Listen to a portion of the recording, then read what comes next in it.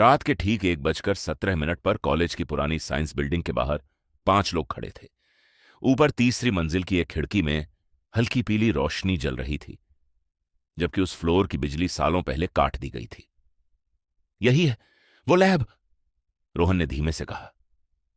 लोहे का जंग लगा दरवाजा धीरे धीरे खुला। ची!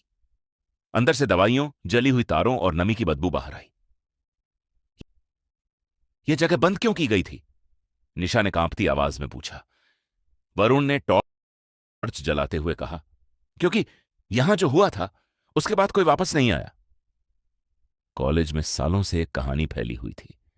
कहा जाता था कि फिजिक्स लैब में रात के समय किसी लड़की की परछाई दिखाई देती है, कभी शीशे में, कभी खिड़की में और कभी बिल्कुल पीछे खड़ी हुई।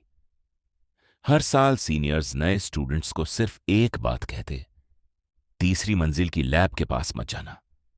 लेकिन आर्यन बाकी लोगों जैसा नहीं था। उसे डर से ज्यादा सच जानने की आदत थी। अगर वहां कुछ है तो आखिर क्यों है? उसने धीरे से कहा। आर्यन बचपन से ऐसी कहानियां सुनता आया था। उसकी नानी गांव में झाड़ फूंक करती थी। वो हमेशा कहती थी, कुछ आत्माएं डराने नहीं, सिर्फ अपनी बात सुनाने लौटती हैं। अगली रात पांचों चुपके से लैब में पहुंचे। उनके साथ था प्रोफेसर कबीर, जो पैरानॉर्मल घटनाओं पर रिसर्च करता था। उसने बैग से कई अजीब उपकरण निकाले, EMF meter, night camera, voice recorder और एक छोटा रेडियो। अगर यहां कोई एनर्जी है तो आज हमें पता चल जाएगा।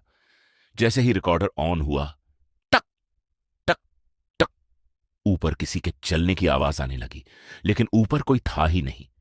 अचानक लैब के सारे शीशों पर धुंध जम गई और उनमें से एक शीशे पर उंगलियों से लिखा दिखाई दिया। मुझे मत ढूंढो, निशा डरकर पीछे हट गई। सर, ये किसने लिखा? प्रोफेसर कबीर जवाब दे पाता उससे पहले रेडियो अपने आप चालू हो गया। उसमें से टूटी हुई आवाज आने लगी। वो अभी यहीं है। अचानक कमरे का तापमान गिर गया। सबकी सांसों से धुआं निकलने लगा। ईएमएफ मीटर पागलों की तरह बीप करने लगा।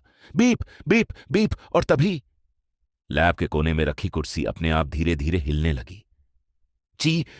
आर्यन ने कांपती टॉर्च उस तरफ घुमाई और वहां एक लड़की खड़ी थी।